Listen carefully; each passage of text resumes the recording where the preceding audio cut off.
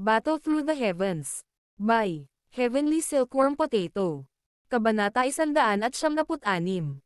Dalawang ulo na Flame Spirit Serpent. Anong gagawin natin ngayon? Sa pagbabantay nitong nilalang, wala kang pagkakataong makapasok. Nakaupo sa tabi ni Xiaoyan, nagtanong si Xiaoding na may mapait na ngiti. Marahang bam-antong hininga si Xiaoyan. Naglagay siya ng energy recovery pill sa kanyang bibig. Nanuyam ang kanyang lalamunan sa paglunok nito. Matapos mag-isip ng ilang sandali, mahina niyang sinabi. Ano man ang mangyari, kailangan kong makuha ang Heavenly Flame na ito. Alam ko kung gaano kahirap makakuha ng Heavenly Flame kaya handa na ako sa pag-iisip. Gusto mo pa ring subukan? Nakikita ang lakas ng pag-atake ng ahas na iyon na may dalawang ulo. Ang lakas nito ay dapat na nasa ika-4 na ranggo ng Magic Beast, nakatumbas ng lakas ng isang Dowling. Bukod dito, ang lugar na ito ay puno ng mainit na magma. Kahit na pumunta rito ang isang dawang, mahihirapan siyang patayin ito. Nang marinig ang mga salita ni Xiaoyan, sumimangot si Xiaoding at seryosong sinabi. Hihihi. Kung gusto akong harangan ng halimaw na ito, kailangan kong patayin ito. Mahinang tumawa si Xiaoyan. Isang makapal na malamig na ekspresyon ang bumungad sa kanyang mukha. Ang kanyang mga mata ay matamang nakatitig sa malaking dalawang ulo na ahas sa Magma Lake. Hinigpitan niya ang kanyang kamao, dahan-daang ipinikit ang kanyang mga mata at unti-unting nabawi ang malaking halaga ng Daochi na naubos niya habang tumatakas kanina. Nang makitang si Xiaoyan ay hindi nagpakita ng anumang intensyon na sumuko, naiiling na lamang ni Xiaoding ang kanyang ulo nang walang magawa. Bagamat alam niyang maraming nakatagong card si Xiaoyan, ang pagkakataong matagumpay na matalo ang dalawang ulo na ahas na ito, na hindi naapektuhan ng magma, sa kapaligirang ito ay wala sa mata ni Xiaoding. Nakaupo sa tunnel na ito, nakatitig si Xiaoding sa mundo ng magma sa labas. Nagsimula siyang mag-isip ng mga paraan kung paano niya mahuhugot ang ulo ng toro na si Xiaoyan. Sa isang tabi, maingat ding umupo si Qinglin na nakakross sa gilid ni Xiaoyan. Nang ang kanyang madilim na berdeng mga mata ay dumampi sa balat ni Xiaoyan na inihaw na pula, hindi napigilan ng kalungkutan ang sumilay sa kanyang mga mata. Habang unti-unting tumahimik ang tatlo. Huminahon din ang pasabog na paggalaw ng Magma Lake. Nang huminahon ang sumasabog na mga haligi ng magma, sa wakas ay itinoon ng dalawang ulong ahas na nagmamasid sa paligid, sa wakas ay itinoon ang tingin sa lagusan. Nang matagpuan ng tingin nito ang tatlong tao sa lagusan, isang tuwang-tuwa na uhaw sa dugo ang biglang tumunog sa loob ng mainit na silid. Masama ito. Natuklasan tayo nito. Sa loob ng tunnel, hindi sinasadyang sumigaw si Xiaoding habang nakatitig sa mabangis na tingin na ibinibigay sa kanila ng dalawang ulong ahas. Habang sinasabi ni Xiaoding ang mga katagang iyon, ang dalawang ulong ahas ay ibinaba ang dalawang malalaking ulo nito.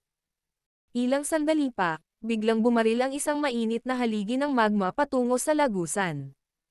Sa hitsura nito, kung ito ay bumaril sa lagusan, ang tatlong tao sa loob nito ay lalamunan ng mataas na temperatura na magma sa isang kisap mata. Ang mainit na haligi ng magma ay parang isang mabagsik na apoy na dragon at direktang bumaril ito patungo sa lagusan sa isang mapanganib na anggulo. Tulad ng plano ni Xiaoding na sunggaban si Xiaoyan, tumalikod at tumakbo, si Xiaoyan, na nakapikit ng mahigpit ay biglang bumukas ang mga ito. Isang malalim at mas karanasang tingin ang unti-unting lumabas sa loob ng kanyang maitim na mga mata. Walang pakialam na pinagmamasdan ni Xiaoyan ang mainit na haligi ng apoy habang unti-unti siyang tumayo. Bahagya siyang umindayog at saka misteryosong sumulpot sa labasan ng lagusan. Nang makita ang nakakatakot na bilis na biglang ipinakita ni Xiaoyan, nagbago ang ekspresyon ni Xiaoding. Matiim na tumitig ang kanyang tingin sa likuran ng una at may kakaibang pakiramdam na bumungad sa kanyang puso ng walang dahilan. Ang pakiramdam na ito ay parang ang Xiaoyan na nasa harapan niya ay biglang naging ibang tao. Ang kakaibang pakiramdam sa kanyang puso ay naging sanhi ng pagsimangot ni Xiaoding. Malinaw na naramdaman ng kanyang puso na may kakaiba ngunit hindi niya matukoy kung ano iyon. Habang si Xiaoding sa kanyang likuran ay malalim na nag-iisip, dahan-daang itinaas ni Xiaoyan ang kanyang palad. Bigla niyang naikuyom ang kamao. Kasunod ng pagkayam ng kanyang kamao, Isang kakaibang walang hugis na energy ripple ang kumalat mula sa kanyang palad at agad na nabuo ang walang kulay na energy cover sa entrance ng tunnel. Ang magma column ay bumaril at nang ito ay humigit kumulang 10 metro mula sa labasan ng lagusan, ito ay biglang pumutok ng walang babala. Ang magma ay kumalat sa lahat ng direksyon at dahan-daang dumaloy pababa. Sa wakas, ginawa nitong maapoy na pulang kulay ang walang kulay na takip. Ang isang two-headed flame spirit serpent ay kadalasang nakatira sa mga lugar na sobrang init at umaasa sa pagkonsumo nito ng magma para mabuhay. Ito ay may napakalaking potensyal para sa ebolusyon. Kapag ito ay ipinanganak pa lamang, ito ay isang rank 1 na magic beast. Kung ito ay sapat na mapalad, maaari itong mag-evolve sa isang ranggo na 6 na magic beast na maihahambing sa isang dawhang. Sok-sok. Ang kakaibang nilalang. Mukhang may mga bakas nga ng heavenly flame ang lugar na ito. Nang makita ang dalawang ulo na ahas na lumilikha ng malaking kaguluhan sa Magma Lake, isang mahinang tawa ang lumabas bilang isang mahinang ungol mula sa bibig ni Xiaoyan. Hiss. Nang makitang naharang ang pag-atake nito, ang mga mata ng Flame Spirit Serpent ay malinaw na mas nabalisa kaysa dati. Itinaas nito ang malaking buntot, marahas na humampas kay Xiaoyan na nakatayo sa labasan ng tunnel. Ang purple cloud wings sa likod ni Xiaoyan ay pumutok habang siya ay biglang bumaril, na madaling nakaiwas sa pag-atake mula sa Flame Spirit Serpent. Bang! Ang malaking buntot, na sinamahan ng isang napakalaking anino, ay marahas na nabasag sa pader ng bangin. Agad na tumunog ang isang malakas na tinig na ingay at maraming malalaking linya ng crack ang lumitaw sa pader ng bato at lumawak na parang sapot ng gagamba. Umabot sila ng mahigit 10 metro bago sila unti-unting huminto. Lumulutang sa kalagitnaan ng hangin, dahan-daang hinawakan ng kamay ni Xiaoyan ang hilt ng heavy Zuan ruler sa kanyang likod. Bigla niya itong iginuhit at tinapakan ang ere. Biglang lumitaw ang kanyang katawan sa tuktok ng ulo ng Flame Spirit Serpent. Palibhasay na lantad sa apoy ng magma sa napakalapit na distansya, si Xiaoyan ay agad na mahimatay dahil sa mataas na temperaturang ibinubuga kung hindi dahil sa kontrol ni Yao Lao sa kanyang katawan. Ang mabigat na pinuno sa kamay ni Xiaoyan ay may dalang isang mabangis na pagsabog. Sa katawan ng pinuno, isang magulong kulay lila na daochi ang naglaslas sa hangin, na bumubuo ng isang malaking arco na may kulay purple na tila napakaganda.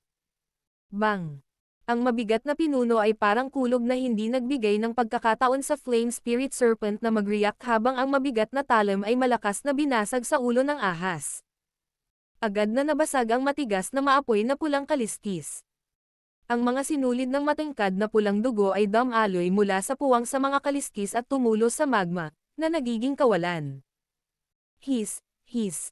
Nakatanggap ng napakalakas na suntok sa ulo nito, ang Flame Spirit Serpent ay nagpakawala ng mga alon ng matalim na pagsirit. Ang malaking buntot nito ay humahampas sa itaas ng ulo nito. Ang katawan ni Xiaoyan ay parang isang maliit na bangka sa isang bagyo sa gitna ng mga marahas na pagkilos na ito.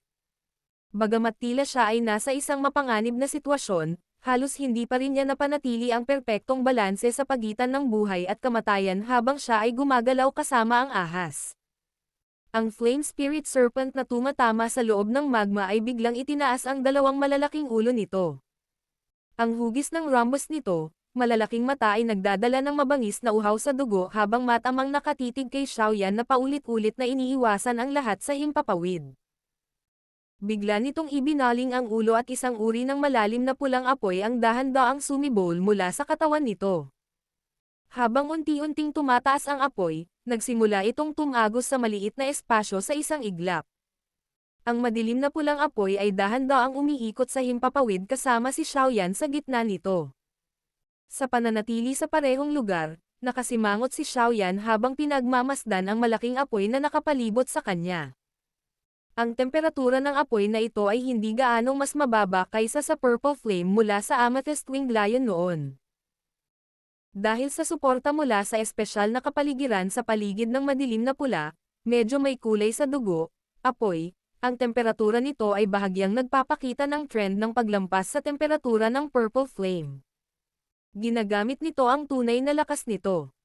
Naramdaman ang lalong mainit na apoy sa paligid, mahinang ngumiti si Xiaoyan at sinabing, "Brat, Pansamantalang ipaubaya mo ito sa akin. Ako na ang bahala. Sa loob ng tunnel, na tila nawasak ang isang seksyon, nagsimula sina Xiaoding at Qinglin sa mga natigil ang ekspresyon sa walang hangganang kulay ng apoy ng dugo na tumagos sa buong crypt. Hindi nila sinasadyang lumanghap ng isang subo ng malamig na hangin. Ang labanan sa antas na ito ay talagang nakakatakot. Bang! Sa isang iglap, ang walang hangganang madilim at pulang apoy ay biglang nagsimulang umikot ng mabilis. Isang matinding umuusok na tunog ang umalangaw-ngaw sa loob ng napakalaking crypt. Kasunod ng tumaas na tindi ng pag-ikot, ang nakapaligid na apoy ay biglang gumalaw. Mahigit 10 two-headed flame spirit serpents na ganap na pinagsama-sama mula sa enerhiya ng apoy ay biglang lumitaw mula sa apoy.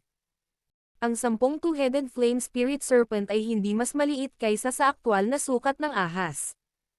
12-dosenang mga napakalaking mabangis na mata ang matamang nakatitig kay Xiaoyan na tahimik na nananatili sa gitna.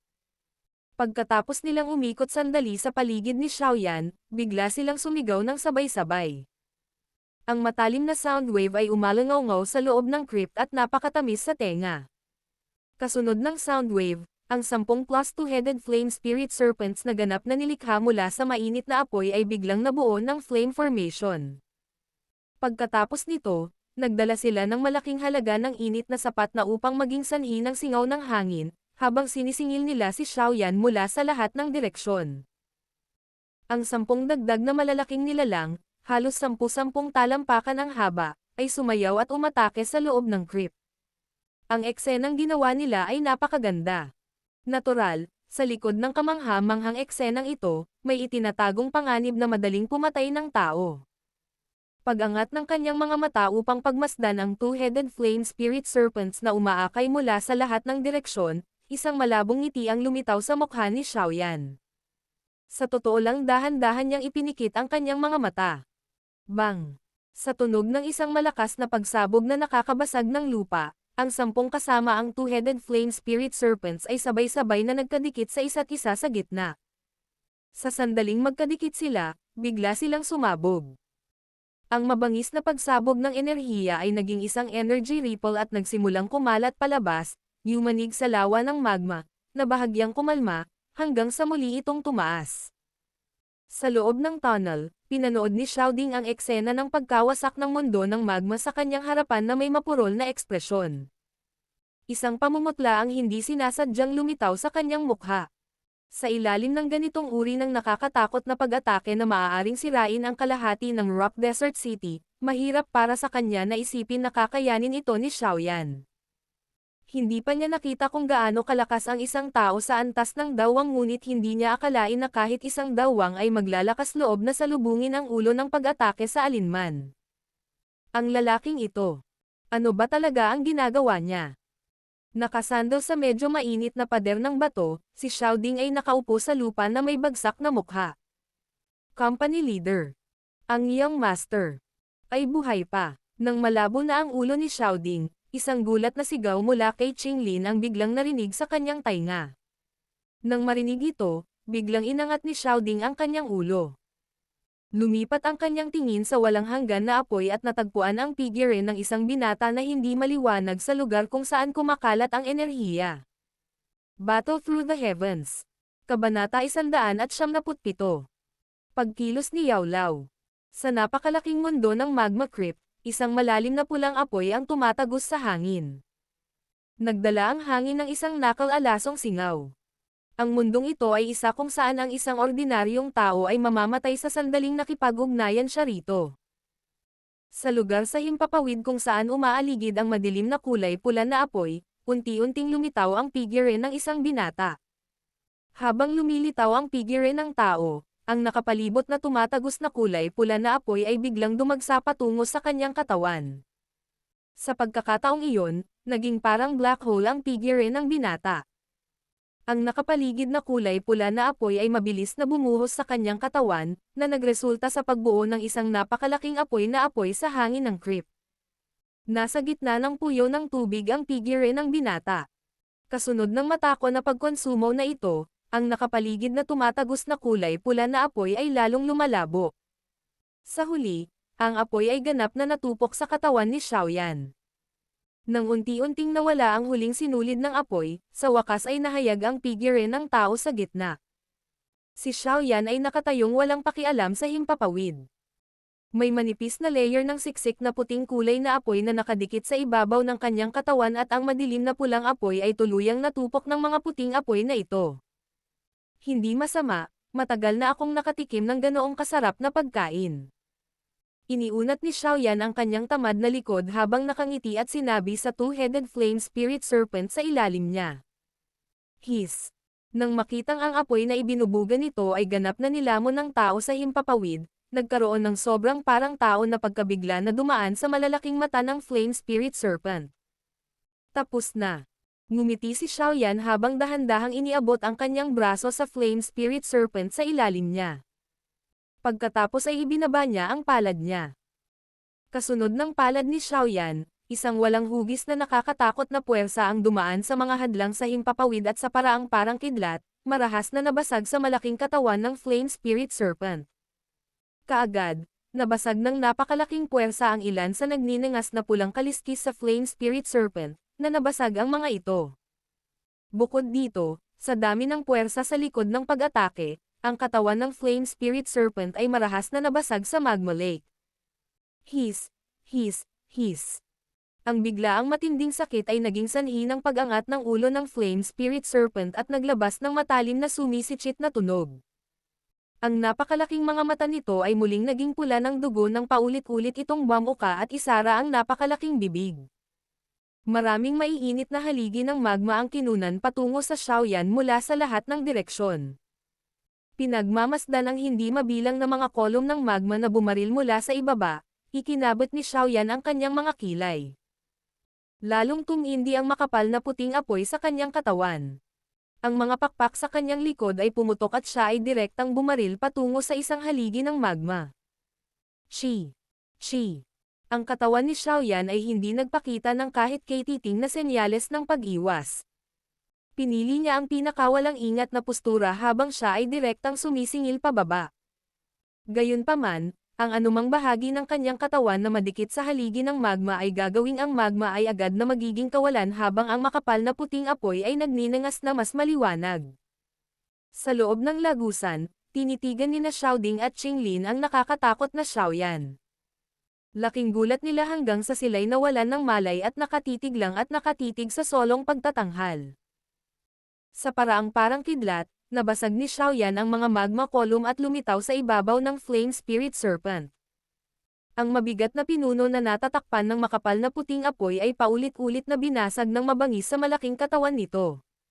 Sa bawat oras na ang mabigat na pinuno ay iindayog pababa, ang nagninangas na pulang kaliskis sa flame spirit serpent na makatiis sa mataas na temperatura ng magma ay mabubuksan. Dahil ang lahat ng pag-atake nito ay hindi epektibo, ang flame spirit serpent ay maaari lamang iikot at iikot ang malaking katawan nito habang ito ay sapalarang nabasag ng mabigat na pinunong hawak ni Xiaoyan. Ang mga alon ng medyo nakakatakot na hiyawan ay umalangaw-ngaw sa buong silid. Ang mabigat na pinuno ay umindayog at nabasag ng paulit-ulit. Sa wakas, hindi napigilan ng flame spirit serpent ang ganitong uri ng matinding sakit. Lumubog ito sa lawa ng magma. Dinala ang katawan nito na natatakpan ng mga sugatang kaliskis. Ho! Nang makitang pinili ng flame spirit serpent na umatras, nakahinga rin ng maluwag si Xiaoyan. Bagamat maaari niya talagang patayin ito, kakailanganin niyang gumamit ng Dao technique na may malaking kapangyarihan. Sa oras na iyon, maaaring mapansin ng ilan sa malalakas na tao sa nakapalibot na disyerto. Pagkatapos ng lahat, ang Heavenly Flame ay kumakatawan sa isang lubhang mapanirang puwersa. Sa mundong ito, walang sino man ang hindi gustong magkaroon ng ganoong lakas. Kasunod ng pag-alis ng Flame Spirit Serpent, ang marahas na paggalaw sa Magma Crypt ay unti-unting naging kalmado. Gayunpaman, bilang pag-iingat, hindi agad kumilos si Xiaoyan sa paghahanap ng mga bakas ng Heavenly Flame. Sa halip, matiyagang naghintay siya sa himpapawid ng mahigit 10 minuto. Nang makumpirma niya na ang Flame Spirit Serpent ay talagang umatras, sa wakas ay nakahinga siya ng maluwag. Kumaway siya sa dalawang tao sa tunnel, Ikinapak ang kanyang mga pakpak at nagsimulang dahan-daang maghanap sa magma crypt. Guro, may mga bakas ba ng heavenly flame dito?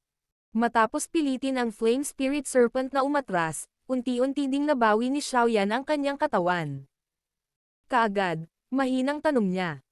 Kung titingnan ang kapaligiran, ang lawak ng magagalitin na enerhiya, at ang kakaibang hayop, ang flame spirit serpent mula pa noon, mayroong napakataas na pagkakataon na magkaroon ng heavenly flame dito. Masayang sagot ni Yao Lao. Nang marinig ito, nakahinga ng maluwag si Xiaoyan. Tuwang-tuwang din ilaan niya ang kanyang mga labi habang pinupunasan niya ang kanyang tingin sa bawat pulgada sa magma lake. Anumang bagay na naiiba ay pag-aaralan niyang mabuti bago siya nakakabigong ipagpatuloy ang paghahanap. Ang oras na kinuha para sa paghahanap ay tumagal ng kalahating oras. Gayunpaman, hindi pa rin niya mahanap ang anumang bagay na may kaugnayan sa heavenly flame. Sa sandaling iyon, ang puso ni Xiaoyan ay nagsimulang makaramdam ng kaunting pagkainip. Guro, hinanap namin ang higit sa kalahati ng crypt. Bakit hindi namin napansin ang heavenly flame? Dahan-daang huminto sa kanyang paikot-ikot na katawan, si Xiaoyan sa wakas ay hindi nakatiis habang siya ay nagtatanong ng malakas. Ito. Hindi ko rin alam. Noon, hindi pa ako nakapunta rito dati. Walang magawang umiling si Yao Lao sa tanong na ito. Nang marinig ito, mapait na tumawa at bumuntong hininga si Xiaoyan.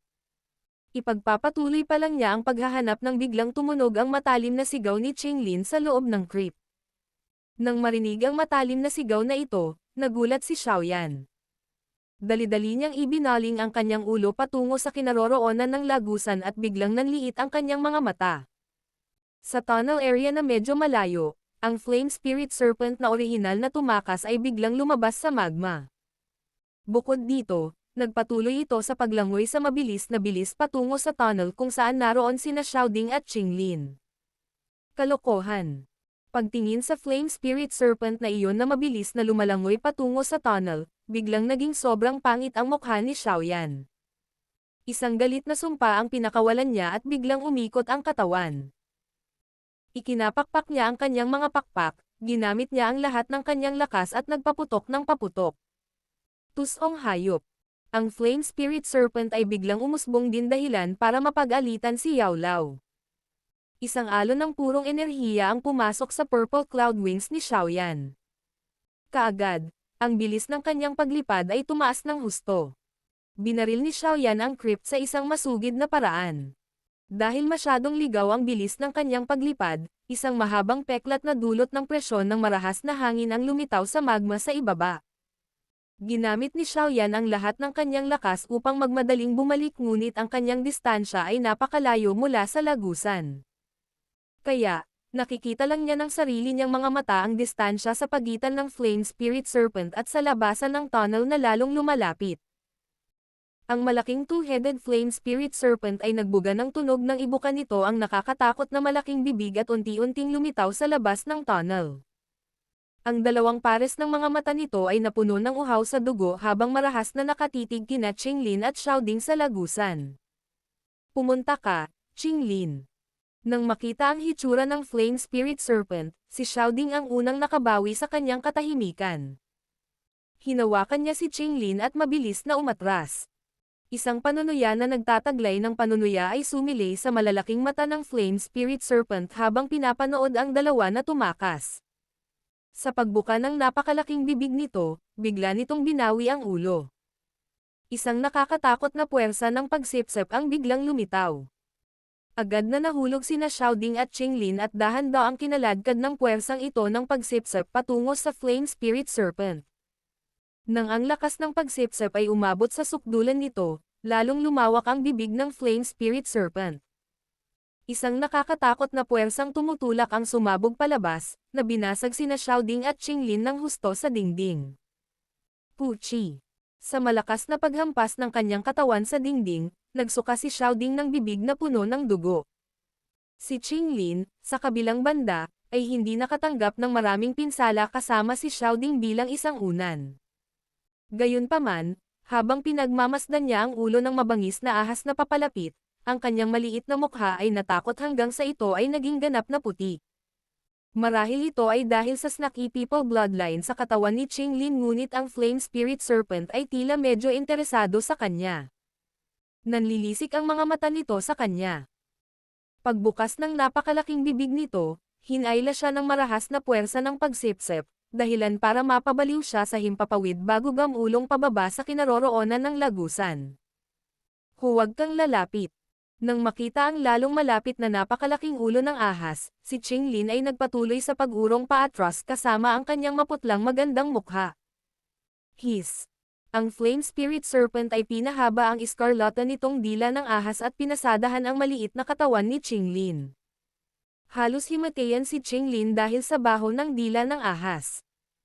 Sa loob ng tunnel, pinanood ni Xiaoding si Qinglin na malapit nang lumunin ng Flame Spirit Serpent.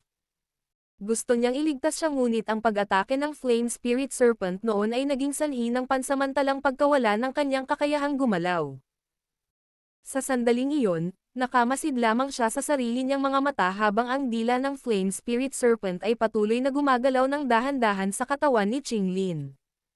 Dinilaan ng dila ng ahas nito ang maliit na kamay ni Qinglin bago ang isa sa mga ulo ng Flame Spirit Serpent ay biglang lumingon at nakita si Xiaoyan na mabilis na sumugod. Isang kabangisan ang lumitaw sa mga mata nito. Ang malambot na dila ng ahas ay agad na naging kasing tigas ng bakal. Kaagad, walang awa itong tumusok patungo sa dibdib ni Qinglin. Mula sa malayo, nakita ni Xiaoyan na mabilis na lumilipad sa ibabaw ang pagkilos ng Flame Spirit Serpent. Hindi sinasadyang nanliit ang kanyang mga mata. Isang galit at hangarin ng pagpatay ang lumitaw sa kanyang mukha. Sa madilim na berdeng mga mata ni Qinglin na tila inukit mula sa isang berdeng kristal na jade, patuloy na lumawak ang dila ng iskarlata na ahas. Dahil sa tumitinding takot sa kanyang puso, pinunit ni Qinglin ang kanyang lalamunan at nagpakawala ng isang malakas at matalim na umaalingaw-ngaw na tili. Kasunod ng matunog na tili na ito, biglang lumitaw ang tatlong madilim na berdeng kulay na maliliit na spot sa gilid ng kanyang pares ng dark green na mata. Ang tatlong berdeng kulay na mga spot na lumitaw sa oras na ito sa paligid ay mas malinaw kaysa sa anumang iba pang oras. Kung titingnang mabuti, matutuklasan ng isa na ang tatlong kulay berdeng maliliit na batik na ito ay parang tatlong usbong ng bulaklak. Battle Through the Heavens. Kabanata 178. Triple Jade Green Snake Flower Pupils. Ang hiyawan ay patuloy na umaalingaw-ngaw sa hangin. Habang lumalakas at lumilinaw ang hiyawan, biglang nagliwanag ang tatlong kulay berdeng batik sa mga mata ni Qinglin. Ang tatlong batik ay naging tatlong maliliit na kulay berdeng bulaklak sa isang iglap. Kasunod ng paglitaw ng kakaibang berdeng kulay na mga bulaklak na ito, isang matinding kinang ang biglang lumabas mula sa mga mata ni Qinglin at tumama sa Flame Spirit Serpent sa kanyang harapan. Dahil nalantad sa medyo kakaibang ningning na ito, biglang tumigas ang malaking katawan ng Flame Spirit Serpent. Ang pares ng malalaking mata nito ay puno ng takot habang nakatitig sa maliit na batang babae sa harapan nito. Ang kakaibang kinang ay dahan-daang gumalaw sa katawan ng Flame Spirit Serpent at sa wakas ay huminto sa gitna ng dalawang noo ng dalawang ulo ng ahas. Matapos huminto sa paggalaw ang ningning, nagsimula itong unti-unting lumiit. Habang lumiliit ang laki ng ningning, lalong yumaman ang liwanag na binigay nito. Ang lugar ng glow ay patuloy na lumiit. Sa dulo, ito ay halos kasing laki ng palad. Nang lumiit ang glow sa ganitong laki, tumigil ito sa pagliit. Isang sinag ng liwanag ang pumutok at dalawang maliliit na berdeng kulay na bulaklak ang nakatatak sa dalawang ulo ng Flame Spirit Serpent.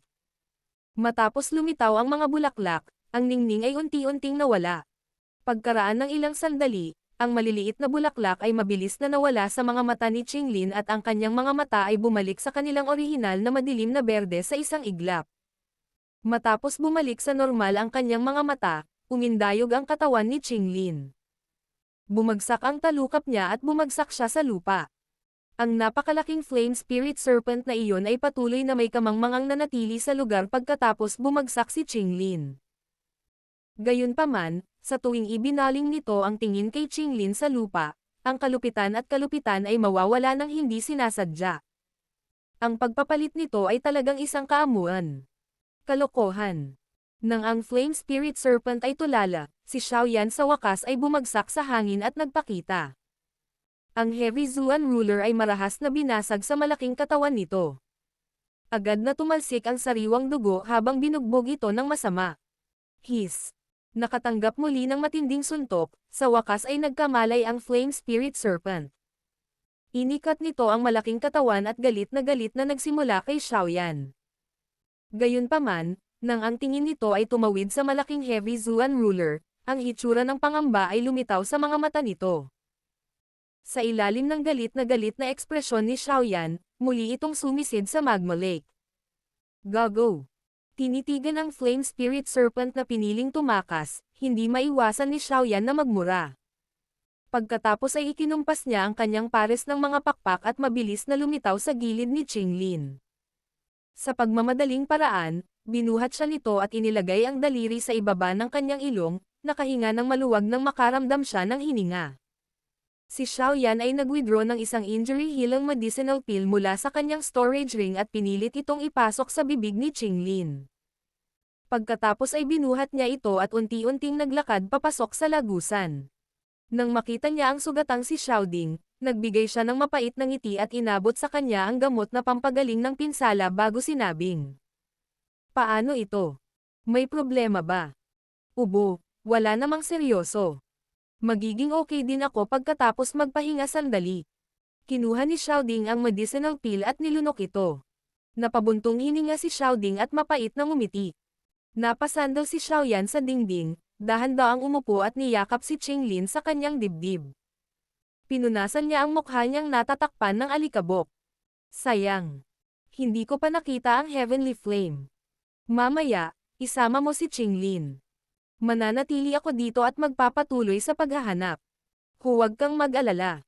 Tatakas lang ang halimaw na iyon kapag nakita na niya ako ngayon. Walang anumang bagay dito na makakasakit sa akin ngayon. Saglit na nag-isip si Xiaoyan bago itinagilid ang kanyang ulo habang sinasabi niya kay Xiaoding. Oh, sige. Kung magpapatuloy kami dito, magiging pabigat lang kami sa iyo. Nang marinig ito, walang magawang tumanggaw si Xiaoding sa kanyang ulo. Gayunpaman, ang crypt dito ay napakalaki at may mga apoy sa lahat ng dako. Hindi magiging isang simpleng bagay para sa iyo na hanapin ang Heavenly Flame. Oo, at saka, hindi ako maaaring magtagal dito. Kung hindi, kung ang aking paggalaw ay na-detect ng ilang malalakas na tao, natatakot akong magkakaroon ng totoong gulo. Tumanggaw si Xiaoyan at tumawa ng mapait. Nang marinig ito, tumanggaw rin si Xiaoding at tumawa ng husto. Napakalinaw niya tungkol sa pagkahumaling na dulot ng Heavenly Flame sa iba pang malalakas na tao. Nang maramdamang walang magawa si Xiaoyan, dahan-daang nagising si Qinglin, na nasa dibdib niya. Ipinilig niya ang nahihilo niyang maliit na ulo at itinaas iyon. Nang makita niyang nakayakap si Xiaoyan sa kanya, namula ang kanyang mukha habang hinihimas ng kanyang maliliit na daliri ang kanyang templo. Bigla niyang sinabi ng mahina, Young Master, maaaring mahanap ni Qinglin kung nasaan ang Heavenly Flame. Oh, nang marinig ito, sa una ay natalo sina Xiaoyan at Xiaoding. Tanong ni Xiaoyan sa nabiglang boses. Paano mo malalaman?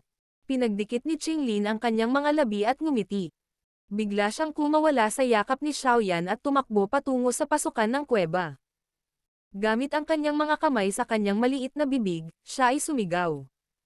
Lumabas ka. Habang humihina ang kanyang sigaw, biglang itinaas ng malaking Flame Spirit Serpent ang katawan nito mula sa kalmadong lawa ng magma. Pagkatapos nito, dahan-dahan itong lumangoy patungo sa labasan ng lagusan. Nang makita ang Flame Spirit Serpent, nagulat si Xiaoyan. Mabilis siyang tumayo, hinawakan ang kanyang mabigat na ruler at matamang pinagmamasdan ang Flame Spirit Serpent. Young Master, huwag mong patulan ito. Hindi tayo aatake nito. Nang mapansin ang pagkilos ni Xiaoyan, dali-dali siyang hinawakan ni Qinglin at sinabing. Anong nangyari? Ang mga mata ni Xiaoyan ay matamang nakatitig sa Flame Spirit Serpent. Nang mapagtanto niya na sa kasalukuyan ay wala itong balak na umatake. Hindi niya maiwasang magtanong ng may pagtataka. Hindi ako masyadong sigurado. Umiling si Qinglin at humakbang pasulong ng 2 hakbang. Ang kanyang madilim na berdeng mga mata ay tumitig sa malaking nilalang na nasa kanyang harapan at sinabi sa hindi tiyak na boses. Hindi ko alam kung bakit, ngunit tila nakagawa ako ng kakaibang ugnayan dito. Nararamdaman ko ang mga iniisip nito. Si Xiaoyan ay naliligaw. Ang kanyang tingin ay dumaan sa Flame Spirit Serpent sa kanyang harapan na biglang naging masunurin. Sa wakas, tumigil ang kanyang tingin sa kulay berdeng bulaklak sa isa nitong noo. Kumunat ang noo niya. Ang bagay na iyon ay isang bagay na wala noon. Hindi ka panipaniwala. Munting brat, hindi ko alam kung malas ka o maswerte. Bakit kakaiba ang mga taong nakakasalamuha mo? Ang huling pagkakataon ay isang taong may nakaaawang lason na katawan, sa pagkakataong ito ay hindi na mas malala. Talagang nakilala mo ang isang maliit na batang babae na nagtataglay ng triple jade green snake flower pupils. Nang natarante si Xiaoyan, biglang namangha si Yao Lao na tumawa mula sa kanyang puso. Triple jade green snake flower pupils. Ano iyon? Nang marinig ang salitang banyaga, nagtatakang nagtanong si Xiaoyan. Paano ko sasabihin? Mga kakaibang inborn pupils ito. Mukhang lalabas lang sila sa mga inapo ng tao at snake people. Ang mga individual na nagtataglay ng mga estudyanteng ito ay maaaring magdulot ng hallucinate ng mga tao kung sila ay bihasa sa paggamit ng mga ito. Isipin mo, kung maaari mong bigla ang maging sanhi ng pagkataranta ng iyong kalaban sa kalagitnaan ng pakikipaglaban, o sa iba't ibang paraan, ano ang mararamdaman mo sa iba? Ngumisi si Yao Lao at sinabing, tiyak na magiging napakasaya nito. Binukal ni Xiaoyan ang kanyang bibig, pinunasan ang kanyang malamig na pawis at tuyong tumawa. Dagdag pa rito, ang mga ganitong uri ng mga mag-aaral ay masasabing kaaway ng lahat ng mga ahas na anyo ng magic beasts. Ito ay dahil may ilang posibilidad na sila ay bumuo ng isang panig na malakas na koneksyon sa isang ahas na anyo ng magic beast. Maaari mong ituring ang ganitong uri ng malakas na relasyon bilang isang napakabihirang misteryosong kontrata. Nakangiting sinabi ni Yao Lao. Maliwanag na ang Flame Spirit Serpent na nasa harapan mo ay sa kasamaang palad ay pumirma ng kontrata sa mga hindi sanay na triple jade green snake flower pupils ng batang babaeng ito. Kalokohan. Pagbuka ng kanyang bibig, mahinang nagmura si Xiaoyan. Agad niyang ibinaba ang kanyang ulo at pinagmasdan ang maliit na mukhang mahiyain na mukha ni Qinglin sa tabi niya. Sa hinaharap, ang maliit na batang babae na ito ay magkakaroon ng isang hindi kapani-paniwalang bodyguard. Isang Dowling level na magic beast bodyguard. Wala siyang nakitang sino mang nagmamay-ari ng alagang hayop na may ganitong uri ng antas ng labanan. Young Master. Alam nito kung nasaan ang Heavenly Flame. Itinuro ni Qinglin ang Flame Spirit Serpent sa kanyang harapan, kinuha ang kredito, habang nakangiting sinabi niya. Alam nito. Nang marinig ito, natarante si Xiaoyan habang dinilaan niya ang kanyang mga labi. Saan? Ipinikit ni Qinglin ang kanyang mga mata at tahimik na nag-isip saglit. Pagkatapos ay iminulat niya ang kanyang mga mata, inilibot ang kanyang tingin sa lahat ng direksyon at sa wakas ay itinuro ng alanganin ang mainit na lawan ng magma sa ibaba. Sa mahinang boses, sinabi niya. Sabi. Nasa ilalim. Kumaibat ang sulok ng bibig ni Xiaoyan habang sinusundan ng tingin niya ang direksyon ng daliri ni Qinglin at lumipat sa mainit na nagninangas na pulang magma lake. Sa ilalim ng magma. Ito ay hindi inaasahan na ang Heavenly Flame ay talagang nakatago sa ilalim ng magma. Ngunit, dapat ba siyang tumalon dito para maghanap? Hindi ba siya papatayin yan? Hihihi. Kaya iyon ang dahilan.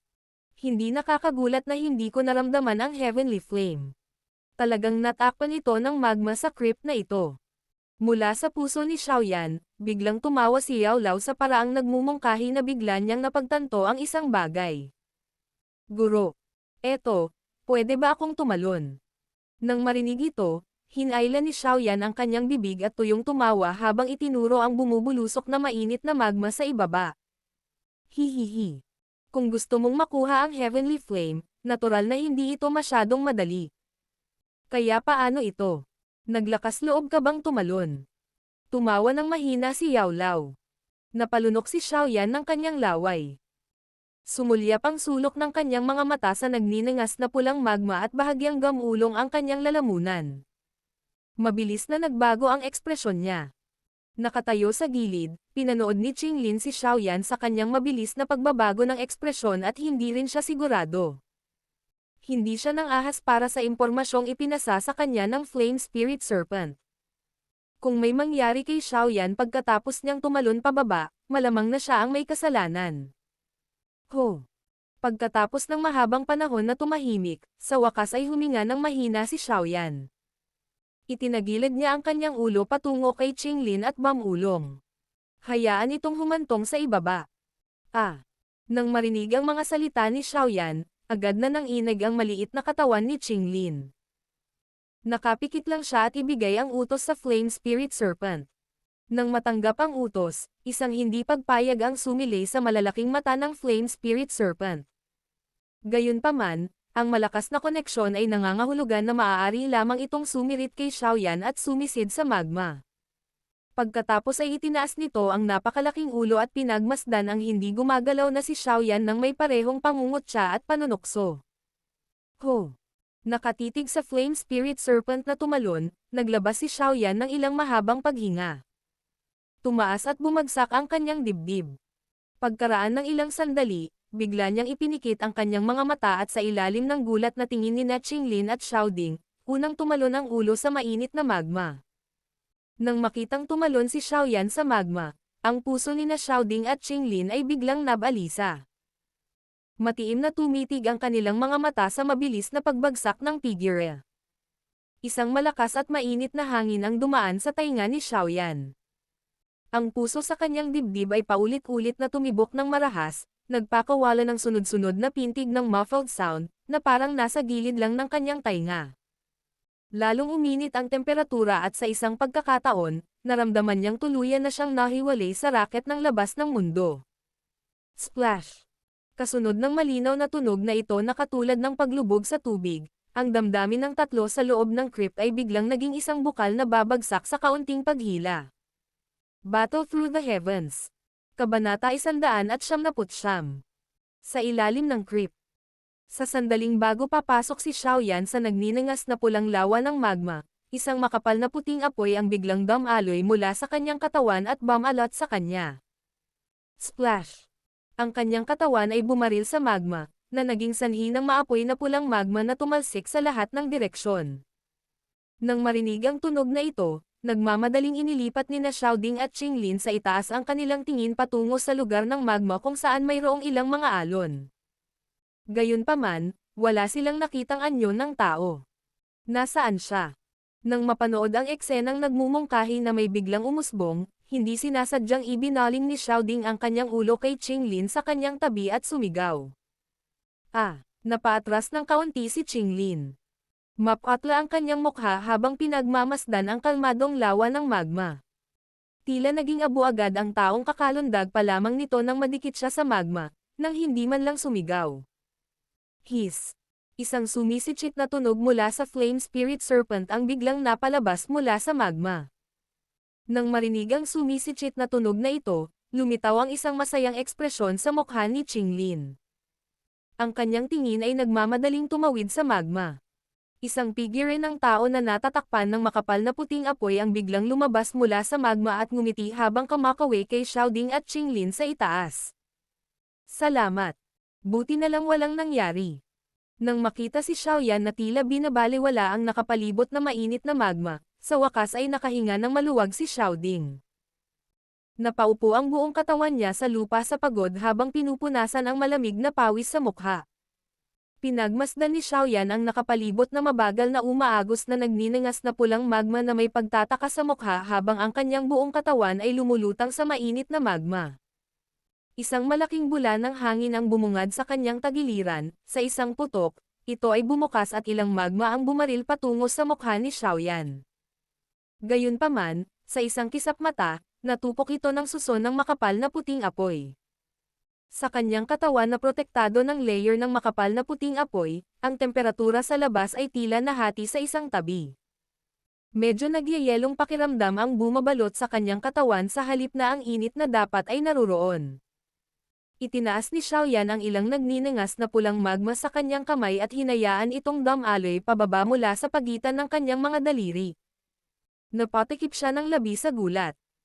Ang pakikipag-ugnayan sa magma sa ganoon kalapit ay nagbigay sa kanyang puso ng kilabot. Kung ang apoy na tumatakip sa kanya ay biglang nawala, kung gayon ang kanyang pagtatapos. Sa pag-iisip ng imahe ng isang tipaklong na tumatalon at nangungunot sa isang kawali, nakaramdam ng lamig si Xiaoyan habang siya ay marahas na nanginginig. Medyo namutla na rin ang mukha niya. Bata, bilasan mo. Bagamat kaya kong manipulahin ang bone-chilling flame at pansamantalang protektahan ka, kumokonsumo ito ng malaking halaga ng aking spiritual strength. Kapag nawalan ako ng spiritual strength na kailangan para mapanatili ito, agad kang susunugan ng bone-chilling flame bago ka pa man lumunin ng magma. Kaya, itigil ang pag-aaksaya ng oras, ang magma ay dapat na magsayang ng oras. Ang imahe ng isang tipaklong sa isang kawali na naisip mo kanina ay magiging katotohanan. Nang paulit-ulit na napabuntong hininga si Xiaoyan sa pagkabigla, ang tawa ni Yao Lao ay biglang tumunog sa kanyang puso. Oo, habang ang kanyang bibig ay kumikibot ng ilang beses, si Xiaoyan ay nagmamadaling tumango ng seryoso. Lumingon siya, tiningnan ang malaking two-headed flame spirit serpent sa malapit at tumawa. Hoy Big Head, manguna sa daan. Nang marinig ang sigaw ni Xiaoyan, hindi na lang siya pinansin ng flame spirit serpent. Inilipat nito ang ulo upang harapin ang labasan ng lagusan at hinintay na tumango si Qinglin sa kanyang ulo at maglabas ng utos bago nito ibinaba ang katawan at sumisid sa magma. Nang makitang ang flame spirit serpent ay nagdulot ng pabilog na mga alon na nabuo sa ibabaw ng magma lake, dahan-daang bumantong hininga si Xiaoyan. Pagkatapos nito, sumisid siya sa magma at malapit na sumunod sa likod ng flame spirit serpent.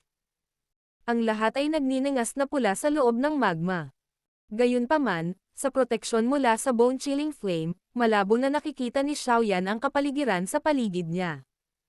Lumipat ang kanyang tingin sa paligid bago niya mabilis na ginalaw ang kanyang katawan at malapit na sinundan ang flame spirit serpent na sumisid patungo sa pinakamalalim na rehiyon ng magma. Sa nagniningas na pulang magma, ang undercurrent ay lumundag. Paminsan-minsan, magkakaroon ng mabangis na alon ng magma undercurrent na lalabas mula sa hindi kilalang direksyon. Ang mga undercurrent na ito ay naglalaman ng napakalaking dami ng enerhiya. Kung ang isa ay tamaan, kahit ang isang dadoushi ay magdudulot ng malubhang sugat. Gayunpaman, maswerte si Xiaoyan na ang flame spirit serpent ay lubos na pamilyar sa lugar. Bago dumating ang undercurrents, makakahanap na ito ng pinakaangkop na rutang madadaanan. Sinamantala rin ni Xiaoyan, na malapit na sumusunod dito, upang matagumpay na maiwasan ang mga undercurrent na ito mula sa magma. Sa nagniningas na pulang mundong ito, walang lumilitaw na anumang buhay na nilalang maliban sa flame spirit serpent. Hindi ito nakakagulat. Kung tutuusin, masyadong malupit ang mga kinakailangan para mabuhay dito.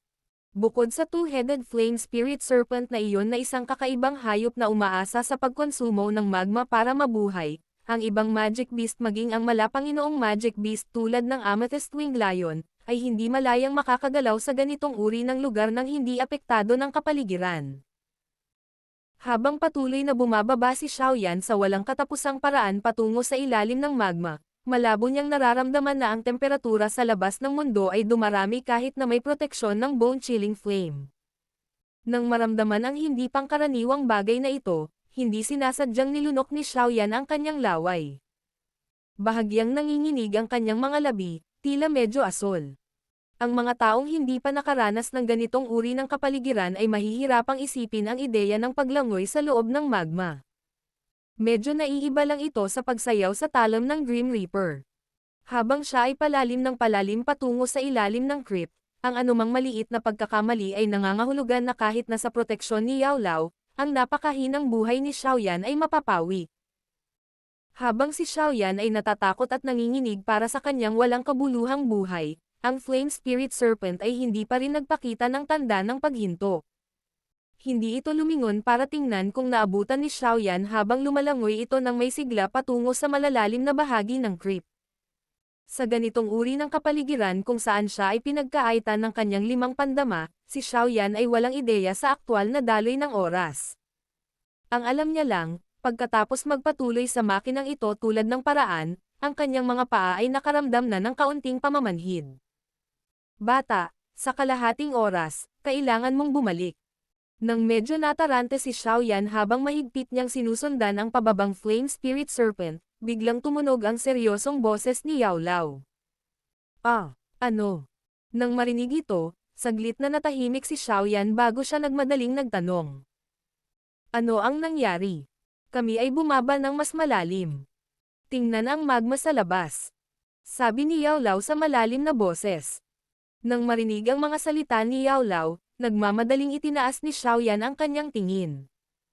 Laking gulat niya nang mapagtanto na ang nakapalibot na nagninangas na pulang magma ay hindi na malayang naging bahagyang berde. Anong nangyari? Nagtatakang tanong ni Xiaoyan habang unti-unting bumagal ang kanyang bilis sa paglangoy.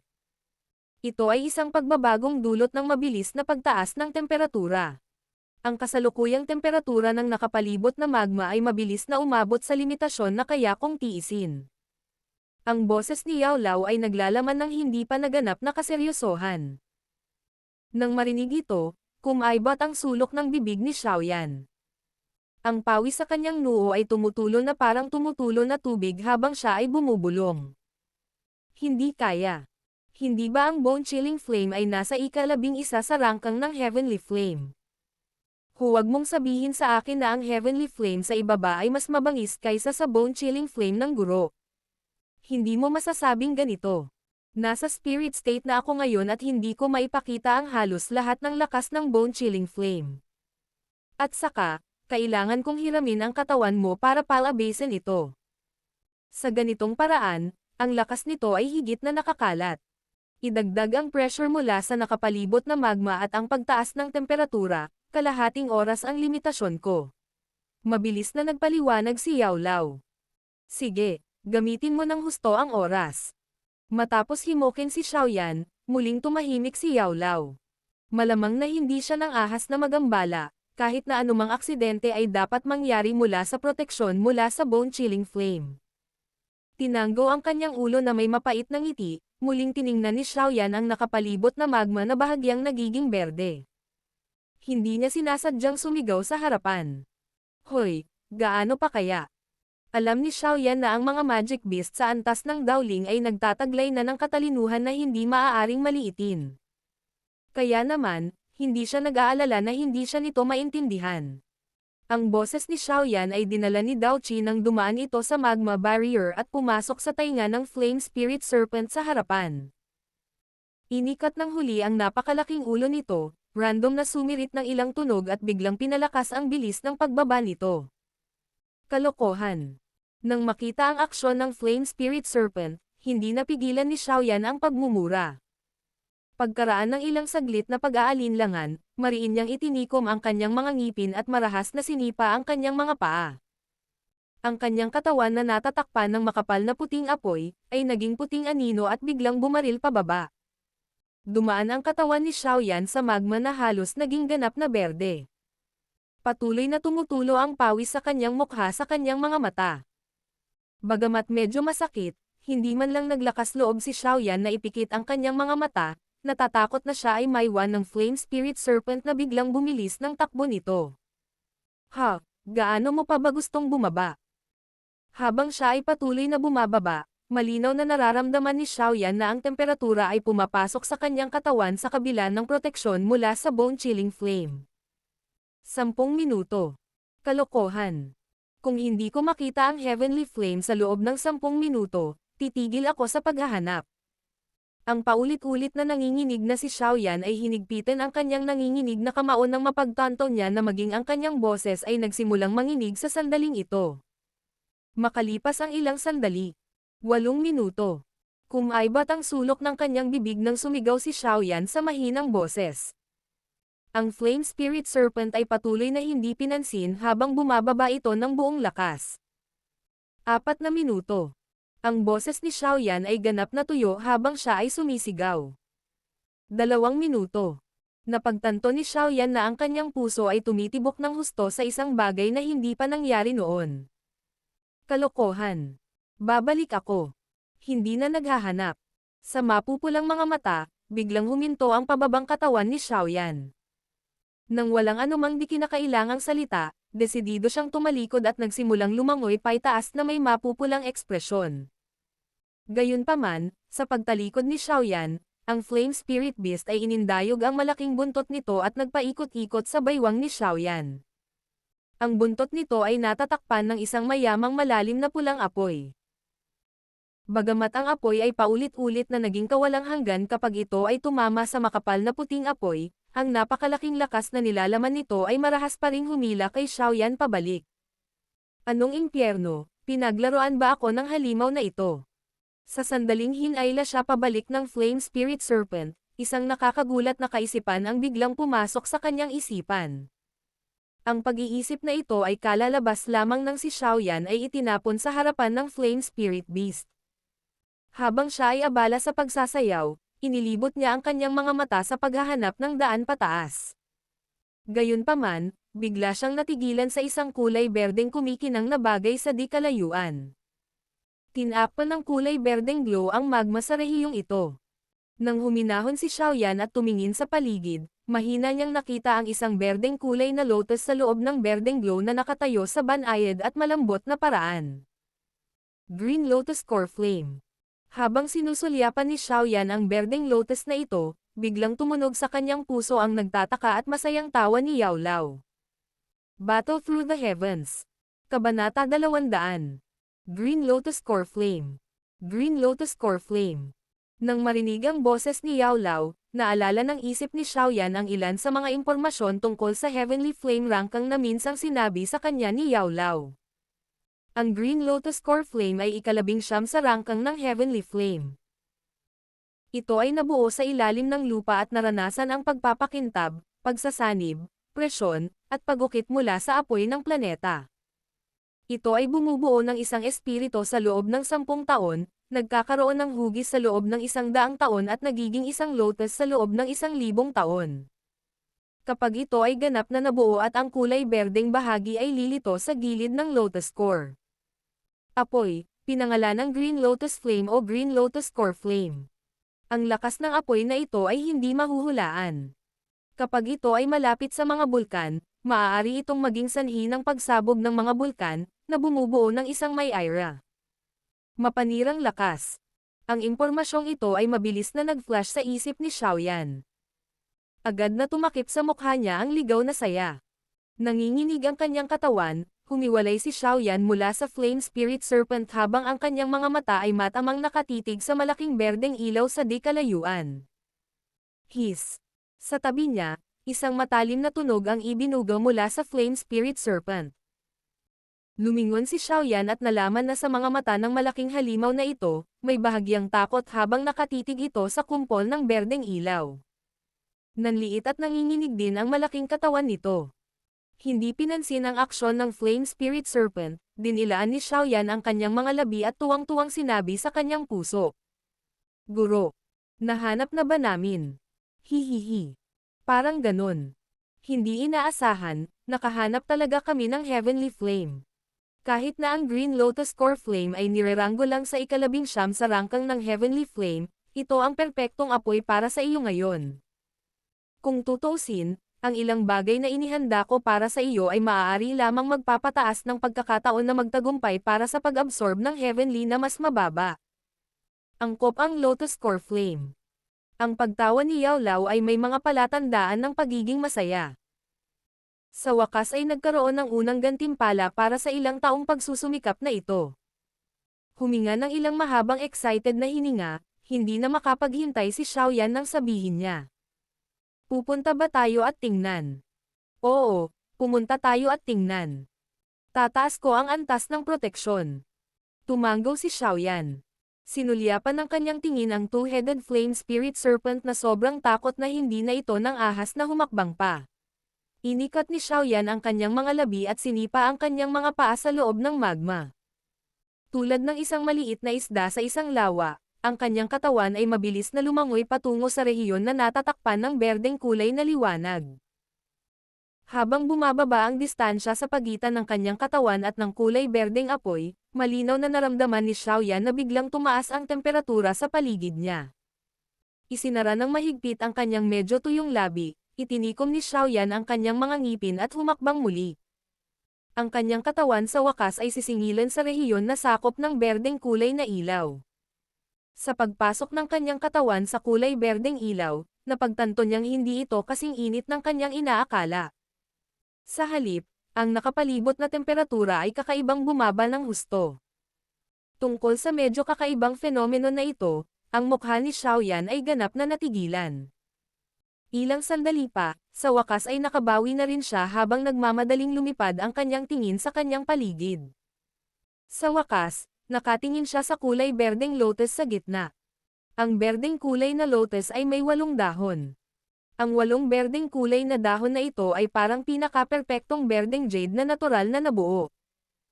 Sa isang sulyap, ito ay tila napakalinaw, na nagbibigay sa mga tao ng pagnanais na hawakan at huwag bitawan ito. Sa loob ng lotus, tila may maliit na lotus platform na mga 2 hanggang 3 talampakan. Ang isang maliit na fluorescent na ilaw ay ibinubuga mula sa ilang maliliit na butas sa lotus platform. Ang liwanag na ito ay tila nagmumula sa mga buto ng lotus na nabuo mula sa pinakadalisay na uri ng enerhiya ng apoy na pinagsama-sama. Sa ibabang bahagi ng berdeng kulay na lotus, mayroong isang napakakitid at mahabang tangkay at ugat. Ang tangkay at ugat ay natatakpan ng napakaliit na galame. Habang umihindayog ang mga galame na ito, malinaw na nararamdaman ni Xiaoyan ang kanilang kasakiman, walang pidyaw na hinihigop ang nakapaligid na wildfire-type energy. Ang berdeng kulay na lotus na ito ay nasuspine lamang sa walang katapusang magma na ito. Para itong duckweed sa malawak na karagatan, gumagala kung saan-saan. Kung walang flame spirit serpent si Xiaoyan, hindi niya hahanapin itong medyo maliit na berdeng kulay na lotus sa napakalaking crypt na may kakayahan, kahit na maghanap siya hanggang kamatayan. Mag-ingat ka. Huwag kang mahuli ng mga galame na iyon. Kung hindi, ang Dao-Chi sa iyong katawan ay ganap na maa-absorb sa isang kisap mata. Nagbabala si Yao Lao, dahilan upang mabilis na iwanan ni Xiaoyan ang kanyang pag-iisip na lumapit para tingnan. Tara na, mag-ingat sa pagpunta mo. Kung titingnan ang hugis ng lotus, halatang nabuhay ito sa libu-libong taon. Dapat ay naipon na ito at nabuo ang Green Lotus Core Flame. Nakangiting sabi ni Yao Lao. Oo. Sa sandaling ito, ang katawan ni Xiaoyan ay sobrang nasasabik na ito ay nanginginig. Pinag-cross niya ang kanyang mga kamay at nalilitong nanalangin. Napalunok siya ng laway habang unti-unting lumalangoy ang katawan niya patungo sa kulay berdeng lotus. Habang papalapit ang kanyang distansya mula sa berdeng kulay na lotus, ramdam ni Xiaoyan ang kagandahan nito. Ang ganitong uri ng bagay na napakalapit sa pagiging perpekto ay malilikha lamang mula sa pagiging hinahasa ng kalikasan sa mahabang panahon. Maingat na iniiwasan ang umuugong na mga galame, dahan-daang nakarating si Xiaoyan sa isang lugar sa itaas ng berdeng lotus. Ang kanyang nasasabik na tingin ay dumaan sa loob nito at ang kanyang katawan ay biglang nanigas. Sa gitna ng maliit na platform ng lotus sa loob ng lotus, may maliit na butas na kasing laki ng kamao. Gayunpaman, sa sandaling ito, walang laman ang butas na iyon. Nang makita ang walang laman na lotus core na iyon, agad na lumabo ang ulo ni Xiaoyan. Bamulong siya. Paano ito mangyayari? Bakit wala doon? Mula sa hugis nitong berdeng lotus, dapat ay nabuo na nito ang Green Lotus Core Flame noon pa man. Bakit wala dito? Kumaibat ang sulok ng bibig ni Xiaoyan. Sandali siyang natahimik. Bigla, nagsimula siyang sumigaw ng malakas sa lotus platform. Ang kanyang bata at gwapong mukha ay medyo nakakatakot sa sandaling iyon. Tahimik. Huminahon ka ngayon. Tulad ng pagkawala ni Xiaoyan sa pangangatwiran sa galit, ang malalim na pag-iyak ni Yao Lao ay parang chime ng orasan sa kanyang ulo. Kung wala, kailangan lang nating ipagpatuloy ang paghahanap nito. Napakalaki ng kontinente ng Dao-Chi. Hindi tulad ng Heavenly Flame na naririto lang. Sa espasyo kung nasaan ang balikat ni Xiaoyan, ang ulo ni Yao Lao na nabuo ng pagkakaisa ng makapal na puting apoy ay samaway. Pero nag-effort ako ng sobra. Uuwi na lang ba akong walang dala? Marahas na iniling ni Xiaoyan ang kanyang ulo at sinabi sa sobrang hindi nasisiyahang paraan. Sa mundong ito, mayroong libo-libo at libo-libong mga tao na nagpupursige at naghahanap ng isang heavenly flame. Ngunit pagkatapos magbayad ng pinakamataas na halaga, hindi na nila makita kung ano ang hitsura ng isang heavenly flame. Maraming tao ang may inggit sa iyo dahil naabot mo ang lugar na ito. Marahan na umaliw si Yao Lao. Lumingon siya, tinitigan ang walang laman na lotus core at marahang bamantong hininga sa kanyang puso. Isang kasinungalingan kung sinabi niya na hindi ito nakakadismaya. Ang heavenly flame na inakala niyang madali niyang makukuha ay biglang lumaki ang mga pakpak at nakatakas. Kung wala siyang ganoong kalakas na lakas sa pag-iisip, baka nawalan na siya ng gana. Ano ito? Habang tinatangay ng kanyang tingin ang lotus platform ng detalyado, biglang naglabas ng nakakagulat na tunog si Yao Lao. Ikinumpas niya ang kamay na natatakpan ng makapal na puting apoy. Agad, isang pitong kulay na liwanag ang bumaril mula sa lotus platform at nahulog sa kamay ni Yao Lao. Ano ang bagay na ito? Itinagilid ang kanyang ulo sa walang siglang paraan, tiningnan ni Xiaoyan ang bagay na nasa kamay ni Yao Lao. Bahagyang tumahimik siya at sinabi sa natigil ang boses. Scale. Ang bagay sa kamay ni Yao Lao ay halos kalahating palad ang laki. Nababalot ng pitong kulay ang buong katawan nito. Kung susulyapan ito, maganda at makulay ang ningning mula sa pitong kulay. Ito ay isang pitong kulay na snake scale. Ipinikit ni Yao Lao ang kanyang mga mata habang ang isang malamig na ngiti ay natanggal sa gilid ng kanyang bibig. 7-colored snake scale. Nagtataka ako kung bakit walang green lotus core flame sa lotus. Kinuha talaga ito ng iba. Inihagis ni Yao Lao ang 7-colored snake scale kay Xiaoyan at malamig na tumawa. Tinanggap ni Xiaoyan ang timangan at naramdaman niyang nanlamig ang bahagi ng kanyang kamay na tumapat dito. Patuloy ang pagpasok ng malamig na hangin sa kanyang katawan. Kung si Xiaoyan ay walang proteksyon mula sa bone-chilling flame ni Yao Lao, malamang na hindi siya maglalakas loob na hawakan ang bagay na ito. Inalis ba ng may-ari ng sukat na ito ang Green Lotus Core Flame? Sabi ni Xiaoyan na nakakunot ang noo habang mahigpit na hawak ang 7-colored scale. May isang tao lamang sa buong Tiger Desert na nagtataglay ng 7-colored scale. Iyon ay ang Reyna Medusa mula sa lahing mga tao ng ahas. Mukhang ang mahiwagang Chi Qinglin na naramdaman mula kalahating taon na ang nakalipas ay ang kay Queen Medusa. Inihayag ni Yao Lao ang kanyang iniisip. Paano kung siya iyon? Kalahating taon na ang lumipas. Ang Green Lotus Core Flame ay tiyak na naabsorb niya. Sa pag-iisip ng posibilidad na ito, agad na sinabi ni Xiaoyan na walang gana. Talagang naging magulo ang ulo mo. May dugong snake people si Reyna Medusa na dumadaloy sa kanyang katawan. Siya ay natural na nakahilig sa dilim at malamig. Sumisipsip ng heavenly flame. Napagod na ba siya sa pamumuhay? Nang marinig ito, ibinato ni Yao Lao si Xiaoyan ng masamang tingin habang siya ay sumasaway. Dahil ang kanyang mga katangian ay sumalungat sa heavenly flame, kung gayon wala na ba siyang magandang gawin pagkatapos ay pumunta dito at agawin ang heavenly flame. At saka, sinabi ni Qinglin na nasugatan pa siya noong kinuha niya ang heavenly flame. Bakit siya magsisikap kung wala siyang dahilan? Tumawa ng mapait si Xiaoyan. Maaaring ganoon. Ikinaway ni Yao Lao ang kanyang kamay at sinabi ang kanyang mga iniisip. Mukhang kailangan pa nating maglakbay sa mga panloob na rehiyon ng Tiger Desert. Hindi ko alam kung ano ang eksaktong gusto niyang gawin ngunit masasabi ko talaga sa iyo na hindi niya maa-absorb ang heavenly flame. Kaya, baka magkaroon tayo ng pagkakataong makuha muli ang heavenly flame. Pumunta ka at hanapin si Queen Medusa para agawin ang heavenly flame. Siya ay nasa klase ng Dao Huang. Noon, kahit ang Ice Wang na iyon, na ang pangalan ay yumanig sa Jiama Empire, ay napunta sa miserableng estado na iyon dahil sa kanya. Para pumunta tayo at maghanap. Napakunot si Xiaoyan sa kanyang noo at mapait na ngumiti. Ang pagkakaroon ng target ay mas mabuti kaysa sa biglaang tatakbo tayo upang maghanap.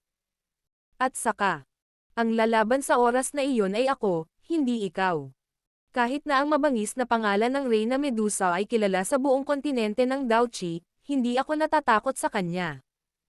Ikinulong ni Yao Lao ang kanyang mga labi at sinabing. Mapait na ngumiti si Xiaoyan at napabuntong hininga lang at tumango.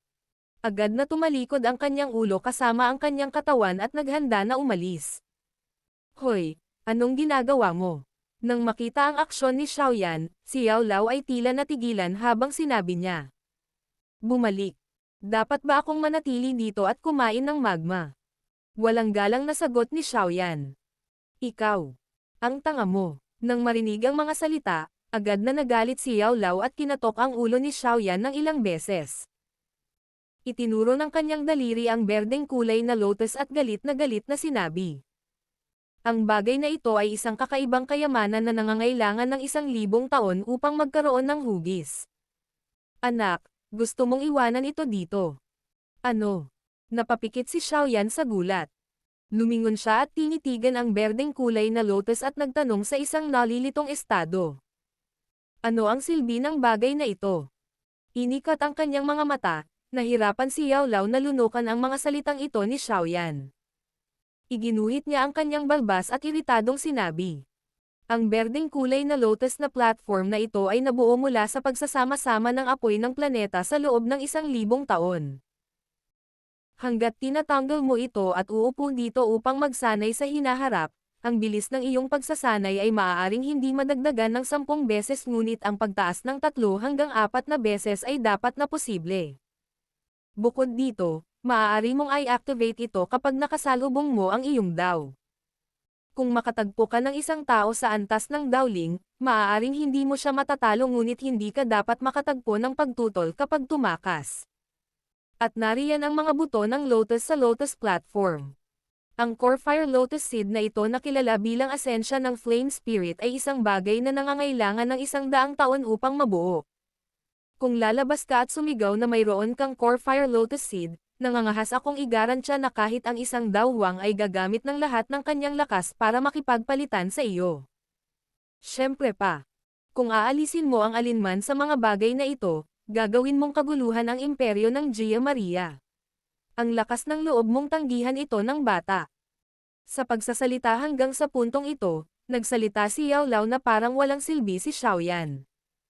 Nang marinig ang kitikam-takam na paliwanag ni Yao Lao, ang mga mata ni Xiaoyan ay lalong lumiwanag. Sa oras na natapos si Yao Lao, ang mga mata ni Xiaoyan ay nagninangas na pula habang siya ay sumusugod sa Lotus Platform. Kalokohan, isaalang-alang ang lahat ng ito na interesante.